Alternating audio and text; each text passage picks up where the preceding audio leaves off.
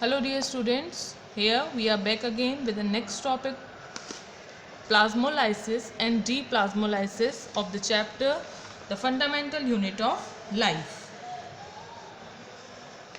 When a living plant cell loses water by osmosis, in the process of osmosis the substance moves from the region of higher concentration to a region of lower concentration through a semi-permeable membrane. Higher concentration to lower concentration. The content of the cell are reduced or contracted.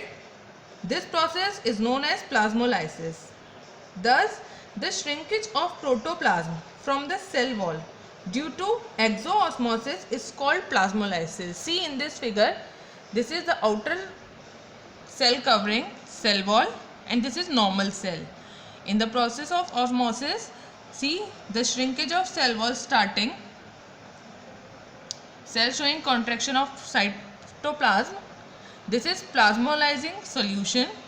In this solution, the cytoplasm contracted and this show plasmolysed cell. If the plasmolysed cell, this cell is immediately kept in the hypotonic solution. When we keep this cell in hypotonic solution,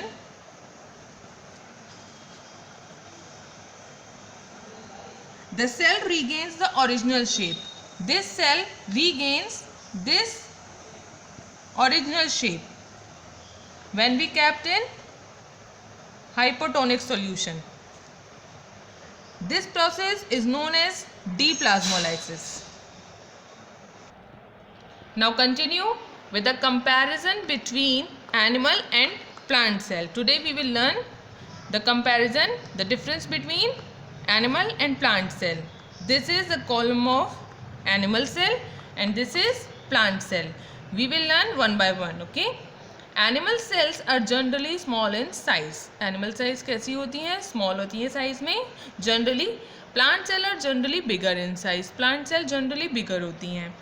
It does not contain cell wall. इसमें cell wall नहीं होती, but plant cell contain an optional layer that is known as cell wall. Plastid are absent in animal cell because there is no need of plastid. Plastid help in making food. Plastid are known as the kitchen of cell. Plastid are present in plant cell because plant make their food by the process of photosynthesis. Vacuoles are either absent or smaller. We have studied before that animal cell does not contain vacuole. Vacuoles are big and prominent. Plant cell contain big vacuole. Prominent Golgi apparatus are present.